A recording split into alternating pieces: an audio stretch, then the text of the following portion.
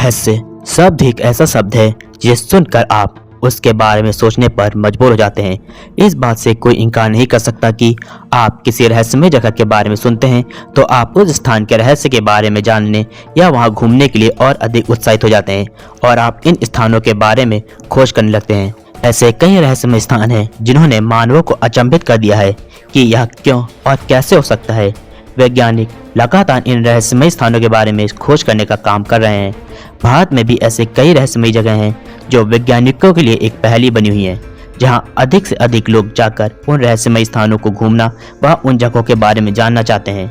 इस वीडियो में हम आपको भारत के कुछ ऐसे ही प्रमुख रहस्यमय स्थानों के बारे में बताने जा रहे हैं जो किसी पहेली से कम नहीं है। रूपकुंड झील, उत्तराखंड।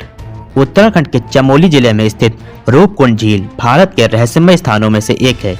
यह झील इंसानी कंकालों से भरी हुई है।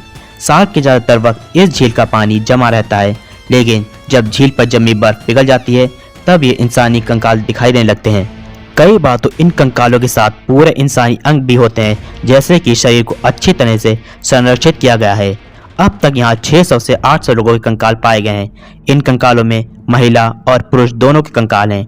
रहस्यमय बात यह है कि यह कंकाल किसके हैं, यहाँ कैसे आए, वह कितने पुराने हैं, किसी को नहीं पता। रिसर्च से पता चला है कि ये कंकाल 1200 साल पहले के हैं।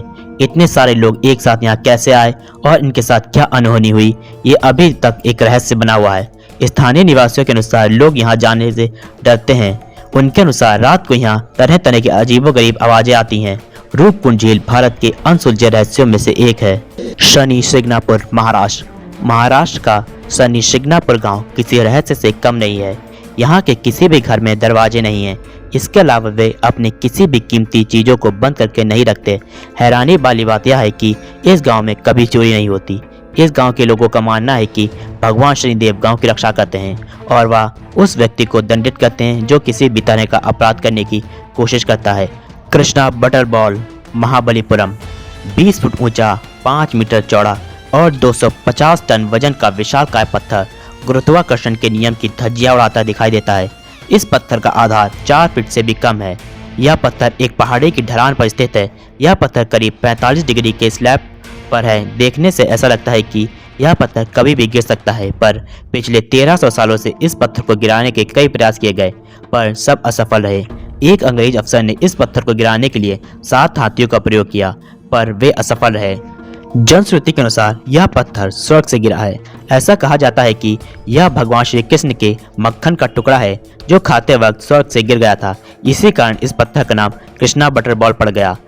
डमस बीच, गुजरात। गुजरात के समुद्री तट पर स्थित डमस बीच पर्यटकों के लिए काफ़ी खास है, क्योंकि ज़्यादातर पर्यटक इस बीच का लुत्फ उठाने आते हैं, लेकिन स्थानीय लोगों की बातें सुनने के बाद अच्छों के पसीने छूट जाते हैं। स्थानीय लोगों के अनुसार इस बीच पर अदृश्य ताकतों का बसेरा है। सूर्यास्त होने के बाद अगर आप इस बीच पर गए तो आपको चीखने चिल्लाने की आवाज़ें सुनाई देंगी। किसी समय यह जगह कब्रों का ठिकाना हुआ करती थी। डिसूजा चाल, मुंबई। यह चाल मुंबई के माहिम केनोसा प्राइमरी स्कूल के पास स्थित है। कहा जाता है कि इस चाल के आसपास एक औरत की आत्मा भटकती है। यह आत्मा करीब 25 साल से यहाँ भटक रही है।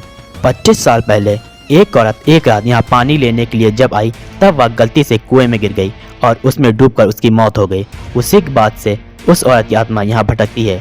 रात के समय जब भी कोई इस कुएं के पास जाता है तो उसे यह आत्मा दिखाई देती है, लेकिन यह आत्मा किसी को परेशान नहीं करती। चौक के मालिक रिचर्ड हर दिन कुएं के पास फल और फूल चढ़ाते हैं ताकि आत्मा शांत रहे। फिलहाल इस कुएं को अब बंद कर दिया गया है, पर डिसूजा चाल को मुंबई के भूतिया जगहों में से एक माना जाता है। कुलधरा गाँव, राजस्थान। राजस्थान के कुलधरा गांव में आपको इंसान नहीं, सिर्फ खाली घर और खंडहर मिलेंगे। 200 साल पहले ये गांव 1500 परिवार ब्राह्मणों का घर था। इस गांव पर जैसलमेर के दीवान सलीम सिंह अत्याचार करता था। सलीम सिंह को मुखिया की बेटी पसंद आ गई। उसने मुखिया की बेटी से विवाह करने का प्रस्ताव रखा। मना करने पर कई गुना कर लगाने की धमकी दी। लड़की को बचाने के लिए 1500 लोगों ने रातों रात पूरा गांव खाली कर दिया। ये सभी एक ही रात कहां गायब हो गए ये आज तक किसी को नहीं पता, पर कहते हैं कि जाने से पहले उन्होंने श्राप दिया कि आज के बाद कोई भी इस गांव में नहीं बस पाएगा। उसके बाद आज तक इस गांव में कोई नहीं बस पाया। कहते हैं कि जो भी सूर्यास्त के बाद इस गांव में रुका वो जीवित नहीं बचा। इसी कारण सूर्यास्त के बाद इस गांव में रुकना मना है। भानगढ़ का किला, राजस्थान। राजस्थान के अलवर जिले में स्थित भानगढ़ किला भारत का ही नहीं पूरी दुनिया का सबसे बुधा किला माना जाता है। यह इतना रहस्यमय है कि यहाँ के बारे में आपको कई तरह की कहानियाँ और किस्से मिल जाएंगे। कहते हैं कि एक तांत्रिक ने यहाँ की राजकुमारी को पाने के लिए काला जादू का सहारा लिया, पर राजा को उसके बारे में पता चल गया। काला जादू करने के अपराध में राजा ने तांत्रिक को मृत्युदंड दे दिया। मरने से पहले तांत्रिक ने श्राप दिया कि भानगढ़ के सभी लोग मारे जाएंगे और आत्मा बनकर हमेशा के लिए इस किले में भटकेंगे। इसके कुछ दिन बाद भानगढ़ और आबदगढ़ में युद्ध हुआ, जिसमें भानगढ़ के सभी लोग मारे गए। वह उनकी आत्मा यहाँ आज भी भटकती हैं। कहते हैं यहाँ जो भी रुकता है वह जीवित नहीं बचता। भारत सरकार द्वारा यहाँ सख्त चेतावनी दी गई है कि सूर्यास्त से लेकर सूर्योदय तक भानगढ़ में प्रवेश करना सख्त मना है। निधिवन, वृंदावन, उत्तर प्रदेश। वृंदावन बेहद पवित्र, धार्मिक और रहस्यमय है। निधिवन की मान्यता यह है कि यहाँ आज भी हर रात श्री कृष्ण गोपियों के साथ रास रचाते हैं। संध्या आरती के बाद मंदिर के कपाट को बंद कर दिया जाता है। इसके बाद निधिवन में कोई भी नहीं रुकता। इंसान तो छोड़िए, पशु पक्षी भी शाम होते ही वन को छोड़कर चले जाते हैं। निधिवन के अंदर ही रंग महल है, जिसके बारे में मान्यता है कि हर रात को यहाँ पर राधा कृष्ण रास रचाते हैं।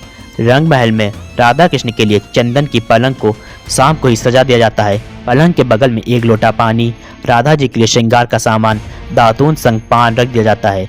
रंग महल को सुबह 5 बजे खोला जाता है।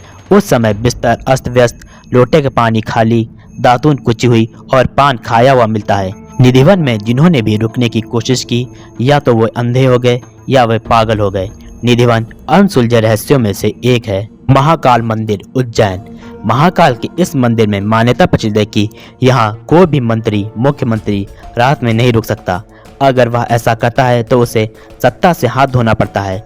भारत के चौथे प्रधानमंत्री मोरारजी देसाई एक रात उज्जैन में रुके थे। दूसरे ही दिन उनकी कुर्सी चली गई। कर्नाटक के मुख्यमंत्री येदियुरप्पा भी उज्जैन में रात्रि विश्राम के लिए रुके थे। 20 दिन बाद उन्हें भी इस्तीफा देना पड़ा। धार्मिक मान्यताओं के अनुसार महाकाल उज्जैन के राजाधिराज हैं और यही कारण है कि महाकाल के दरबार में एक साथ 2 राजा नहीं रुक सकते। इन रहस्यमय स्थानों से जुड़ी असामान्य घटनाओं के पीछे जो भी कारण हो, इन घटनाओं ने वास्तव में सभी को अचंभित किया है और लोगों को भारत के रहस्यमय स्थानों की यात्रा करने के लिए आकर्षित किया है। यह रहस्यमय जगह यहाँ आने वाले लोगों के लिए एक अलग ही रोमांचक किस्से पेश करती हैं।